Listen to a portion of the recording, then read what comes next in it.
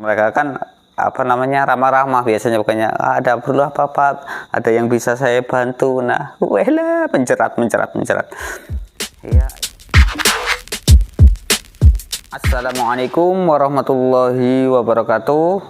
Teman-teman batir-batir dimanapun kalian berada, lagi ngendi saiki nggone, apapun keadaan kalian, apapun yang kalian alami saat ini, yang lagi sedih, yang lagi galau, yang lagi putus cinta, matur nuwun, terima kasih sudah mampir di channelnya Kang Ito. Channel inspiratif, channel yang memotivasi, tapi sebenarnya ya tidak juga, tapi ya ikuti terus, intinya insya Allah kalian akan dapat barokah dan berkahnya. Alhamdulillahirrabbilalamin. Begini teman-teman, untuk kalian yang selalu berpikir itu sedikit-sedikit nanti hutang, sedikit-sedikit mengkau kena utang, engkau butuh, engkau bayaran anak sekolah, engkau kena utang PNPM apa karena mekar, engkau agapan, engkau tuku HP, engkau utang BTPN kayak sing mingguan-mingguan, itu yang mingguan-mingguan. Ibu-ibu, bapak-bapaknya juga mendukung ini biasanya. Yang katanya itu kan mingguan bayarnya cuma 150, 100, aman, ringan. Nah, ini contoh sederhananya. Jadi untuk batir-batir kabeh sing memang utek kayak gue pikirannya kur utang bae. Utang gue kena sih, tapi ya diukur sesuai kemauan, diukur sesuai kemampuan.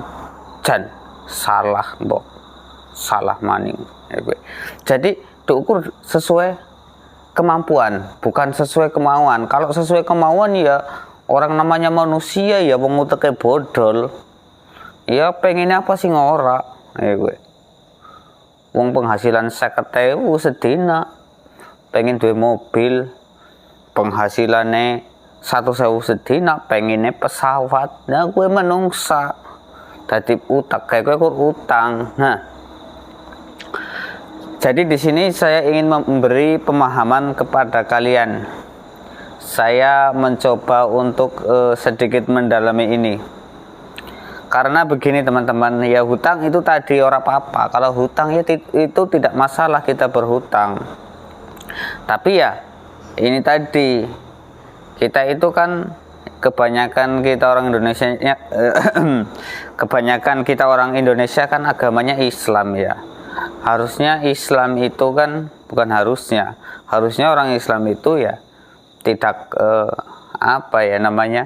tolong menolong dalam riba ya. Dan kebanyakan saya lihat sekarang itu hampir 95%, mungkin hampir 100% utang piutang ini itu ada ribanya. Sekarang ngomongnya itu bukan riba tapi bunga. Yang saya tahu itu bunga itu, kalau cewek zaman dulu itu kalau dikasih bunga itu hatinya berseri-seri, itu tanda, istilahnya bunga itu tanda cinta. Nah, kalau bunga yang dimaksud sekarang itu bunga apa ya? Bunga bangkai. Bunga itu bunga bukan tanda cinta, tapi bunga itu bunga tanda kebencian.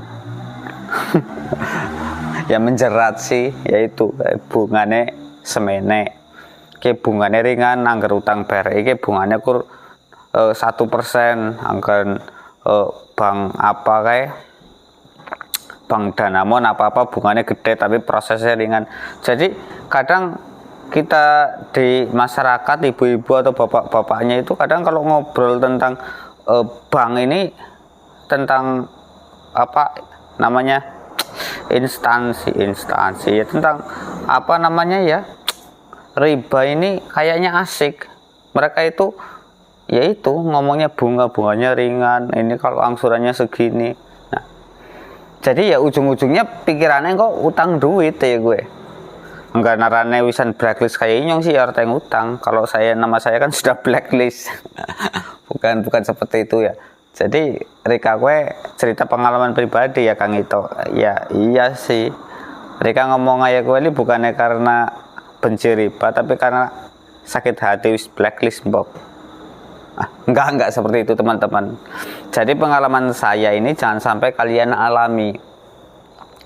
Karena yaitu tadi riba itu haram teman-teman. Itu saya jelaskan, riba atau garis miring bunga yang sekarang disebut bunga padahal itu bukan bunga, itu ya tetap riba, itu haram teman-teman.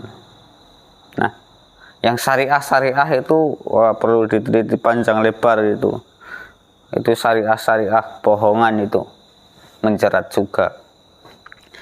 Jadi begini teman-teman, untuk kalian yang utaknya itu masih utang-utang ya, pikirannya ke utang, anggaran utang ora duwe.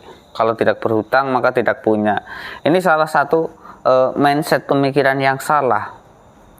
Jadi saya ingin memberikan contoh tentang ini ya, tentang tentang masalah riba ini. Saya ambil contoh koperasi harian, itu yang gampang. Mungkin kalau di daerah Jawa itu namanya bank plecit ya. Kalau daerah Jawa Barat apalagi namanya bank apalah, Jawa Timur itu kalau nggak salah bank titil, kalau daerah Jambi mungkin wilayah Sumatera itu koperasi harian namanya, itu kurang lebih sama. Jadi mereka meminjamkan uang kepada nasabah dan mereka si nasabah ini membayarnya dengan sistem harian. Ada juga yang mingguan, tapi tetap disebut kalau di Jambi ini di wilayah Sumatera tetap dikatakan koperasi harian. Itu yang lebih lebih dikenal lah istilahnya ya gue. Jadi ya gue, ngapa termasuk dari penghalang usaha gue, yaitu tadi ya, penghalang usaha ini adalah riba. Nah, koperasi saya ambil contoh ini, koperasi ya, bagian orang kedawan, koperasi harian. Saya ambil contoh mungkin para pedagang, ibu-ibunya, kakang-kakang, mas-mas, bapak-bapak sing duwe koperasi harian ya, meminjam uang 2 juta. Saya ambil contoh 2 juta. Kang yang utangnya 500, wis orang anak utang 500, wis jarang sih. Kadang 500 saya kok si patang lubang jatuhnya 2 juta pada Pegoro. Itu 2 juta itu minimal. Saya sudah teliti banyak orang yang hutang koperasi harian itu rentenir itu minimal itu 2 juta, jarang sekali yang di bawah 2 juta, malah kadang-kadang di atas 2 juta, ada yang sampai 10 juta, ada yang sampai 20 juta hutangnya, bahkan ada yang ratusan juta. Koperasi harian ini kan sangat bodoh menurut saya. Menurut kalian ya nggak tahu ya. Jadi misalkan 2 juta, utang 2 juta, total gorengan, misalnya mbok kayune total gorengan, utang koperasi 2 juta, oliye kur 1.800.000. Nah, 2 juta dapatnya 1.800.000, yang 100.000 itu katanya untuk tabungan. Ini yang sering saya ngomong terus, saya genjot terus supaya utangnya kalian berpikir kita itu berhutang, kita butuh duit kok suruh nabung, ini suruh tabungan 100.000. Terus administrasinya 100.000. Nah, kita hutang 2 juta itu bayar harian itu selama 30 kali atau 30 hari itu seharinya 80.000. Berarti kan jadi duitnya itu total 2.400.000. Nah, pinjamnya 2 juta oleh 1.800.000 menembalik, nah totalnya 2.400.000. Oke lah, berarti kan bunganya sebenarnya sama karo ADM gue dengan ADM-nya tadi kan, jadi 500.000 itu duit kita yang tidak pulang. 100.000 oke lah, nanti di ujungnya kita pelunasan, kita dapat duit 100.000-nya itu dikembalikan. Nah, berarti bungani 500.000, ribanya itu 500.000. Jadi mbak-mbaknya ini jualan gorengan itu sehari paling untungnya itu 40.000 lah. Itu untuk bersih 40.000. Kang untungnya 100 sorana 80, rata-ratanya 40, paling ngeceng-ngecengnya 50. Kebutuhan liliannya kayak anak jajan sing kok marah-marah siraimu tuku bodrek, jadi banyak kebutuhan lain. Itu saya ambil jalan tengahnya, penghasilannya 40.000 sehari. Itu dikalikan sebulan 30 hari 1.200.000. Itu misalnya kalau lancar ya. Ini belum lagi ada halangan-halangan lain, apa pas kondangan lah, apa pas dilalai hujan, pas misalnya stok apa tepungnya pas lagi orang anak ning toko. Jadi ada hal-hal tertentu sing gawe mbok kayune mau we ora teng dodolan. 1.200.000 untuk ngasih orang ini ya, kayak gue kali 500.000 cuma-cuma, 500.000 itu hilang, tinggal 700.000. 700.000 itu belum lagi nanti ada lain-lainnya. Kadang-kadang itu tadi, kadang nggak jualan kan akhirnya motong modal ya, mutus modal. Nah jadi paling penghasilan bersih kalau dihitung-hitung ya malah bisa-bisa minus. Nah kalau sudah terlanjur seperti ini ya akhirnya kan akan akan mandek di situ. Jadi kita tidak bisa menyimpan uang untuk mengembangkan usaha, jadi duitnya muter di situ, di tukang koperasi. Makanya kalau tukang koperasi itu kadang kan kalau kita mulai macet, dia akan ngomong begini, bang, apa mbak, apa bu, apa yuk lah, misalnya bang lah, bang, abang kan sudah aku tolongnya, jadi tolonglah angsurannya ini macam mana. Kadang-kadang kita ngomong nih, orang no duit bang, ya diusahakanlah hutang tetangga dulu, aku nanti dimarah bosnya ini. Jadi abang itu kemarin kan saya kasih kan minta tolongnya, saya tolong abangnya ini. Nah jadi begini teman-teman, mereka berdalih sudah memberi pertolongan kepada kita.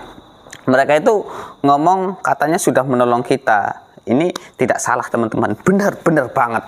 Benar, mereka itu menolong kita, menolong hasil kita, menolong hasil jerih payah kita. Kita sebulan untungnya cuma 500.000, 1 juta, mereka yang menolongnya. Mudah ngapor aku. Jadi duit kita itu jadi duit kita itu ditolong oleh mereka, jadi penghasilan kita itu dibawa oleh mereka. Nah ini itu sudah banyak lah, ratusan ribuan. Jadi kadang-kadang itu saya di video-video saya lebih suka menjelaskan tentang koperasi harian daripada orang-orang yang jenius itu ya, yang kayaknya pinter-pinter. Ya memang pinter lah, tentang pinjol yang sampai masuk ke TV itu Pak Mahfud MD diwawancarai gimana ini pinjol, penjol itu dua apa nih. Pinjol gampang, misalnya kita macet pinjam pinjol, macet terus ditagih-tagih, katanya yang nagih kasar-kasar, ngomongnya anjing, babi, segala macam. Ya wis HP-nya dipatahin apa deh, buang kartunya dibuang, gampang. Nggak mungkin juga dia akan nyari-nyari nyewa debt collector, DC lah, kadang orang-orang ngomong DC gue, padahal DC setahu saya itu arus listrik itulah. Ya mungkin kalau di kota-kota besar ya yang posisinya itu dekat dengan kantor si pinjol. Nah, itu. Jadi itu teman-teman, kita bekerja maksimal, kerja keras, tekan hasilnya orang anak. Nah iyalah kok utangnya riba, utang koperasi harian, utang bank, ya hasilnya orang anak. Mereka yang dapat hasil, kita suruh kerja. Ini politiknya ya kurang lebih kayak Belanda sama Jepang. Cuman Jepang kan katon nyata ya, kalau sama Belanda itu kelihatan nyata, ada Romuse, ada kerja rodi. Tapi kalau yang ini kan memang halus, kelihatannya nolong tapi mentung. Nah batir-batir Ya. Jadi ya itu tadi kebanyakan yang bukan berkecimpung ya, terjebak. Saya katakan ya bukan terjebak juga ya. Wis pada bae geleme ya kowe sing pokoke ning aliran ribawi kowe ya karena kowe mindset-e utang. Jadi pola pikirnya kowe ngutang bae ngutang. Terus nah iki siji maning contoh ya pakene jelas mandan dawa apa beli. Pakene kok pada mudeng, pakene kok pada mikir pengen gaya wis zamane kan motor beat ya Scoopy lah, Scoopy sing lagi digandrungi akeh wong, Scoopy yang lagi diidolakan banyak orang. Kalau orang kayaknya nggak pakai motor Scoopy gue kayaknya gue kurang mantep lah, kurang gaya. Duitnya orang anak duit kur 3 juta, misalnya duitnya nggak ada, cuman punya duit 3 juta. Akhirnya untuk apa namanya tanya-tanya ke dealer dulu kan, motor mereka kan apa namanya ramah-ramah biasanya, bukannya ada perlu apa-apa, ada yang bisa saya bantu. Nah lah mencerat iya saya mau ini Pak beli motor, tapi ya itu kalau kredit bisa apa enggak, nanti dibantu apa bisa dibantu enggak Mbak? Oh iya Pak, bisa sekali. Nah akhirnya ya gue Scoopy lah buat contoh. Scoopy itu kalau yang harga terendah, kalau tidak salah itu 18-an juta ya. Kalau salah kena dikoreksi mengkolah, kurang lebih 18 juta gue sing tipe paling rendah lah. Scoopy 18 juta. Pamane. Cicilannya itu kalau tidak salah itu sekitar 850.000. Anggaran salah ya kena dekoreksi. 850.000 itu biasanya kan 36 bulan ya, terus dipotong sebulan misalnya 850 ping 35 itu sekitar apa 28 jutaan ya. Wis nyor ngitung 850 ping 35 berarti sekitar berapa itu 29 apa berapalah, taruhlah 29 juta ya. Anggar salah ya, jadi salah banget ngomong orang ngerti. Jadi total kita membayar dengan DP-nya tadi itu sekitar 32 juta lebih lah, taruhlah 32 juta. 32 juta ini dikurangi dengan harga OTR yang sekitar 18-an juta, taruhlah 18 juta. Berarti kita selama 3 tahun ini membuang duit sebesar 14 juta teman-teman. Nah, tadi yaitu jawaban kalian yang masih ngutang. Lah anggaran orang utang ya ora duwe Kang. Lah kowe. Ini dia politik yang salah ya, orang ya bersabar, punya duit 3 juta ya beli motor yang murah-murahan dulu. Dirawat, jare motor murah gampang bodolan percuma. Nah itu mindsetnya, belum apa-apa wis ngomong gampang bodolan percuma, ya itu akan terjadi. Kan sesuatu itu apa yang sesuai dengan kamu pikirkan. Nah gue mulanya saya di sini pun mengajari teman-teman, ya bukan mengajari, nyoba yakin latihan. Jadi mencoba bersamalah. Jadi merubah pola pikir supaya kalian itu bisa cepat untuk sukses, dan yang masih terjerat di mudah-mudahan ya cepat selesai. Nah itu mindset yang apa namanya ya, yang salah. Sing ya kue karepe kue cepat, orang gelem apa ya, orang gelem proses. Jadi maunya cepat, tidak mau dengan proses yang apa ya, rumit sing angel-angel. Karepe ya wis kepenak utang motor kali bayar bulanan. Nah karepe gue ya gue orang gelem nabung disit 2.000, 3.000, 4.000 kena nggo tuku motor cash sing anyar. Nah itu teman-teman, itu jawaban kalian saya sudah tahu. Nah motor ya Scoopy tadi, kembali Scoopy tadi ya, kita balikan lagi yang lebih apa namanya ya. Sebenarnya kalian harusnya tercengang, tapi kalian biasa saja karena ini kan sudah umum ya, semua orang kredit motor.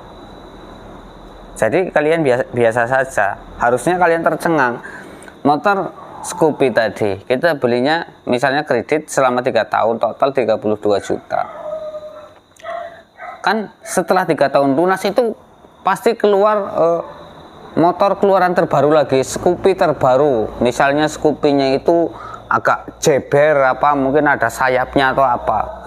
Kalian kan kepengen misalnya sing genom nggih ya, sing ngegen manten bujangan nemu ngomong Pak, motornya didol bae nggo DP kayak Scoopy metu sing anyar maning, motornya lebih keren, lebih gagah panyong, isin nganggo ge motornya wis ketinggalan zaman. Nah, saat itu motor Scoopy-nya dijual, itu lakunya berapa kira-kira teman-teman? Nah, saya kaji-kaji di sini itu paling mahal 12 juta. 12 juta itu paling mahal.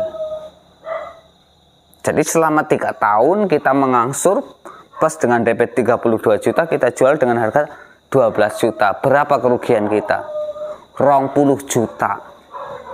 Bisa nggak kalian kerja selama, maaf yang kalau saya dulu yang dodolan bakso, dodolan cilok, dodolan somai ya, 3 tahun ngumpulin duit 20 juta. Abot Kang, ora oli-oli. Lah kowe kok duite apa dibuang dengan sia-sia. 20 juta itu banyak. Oke.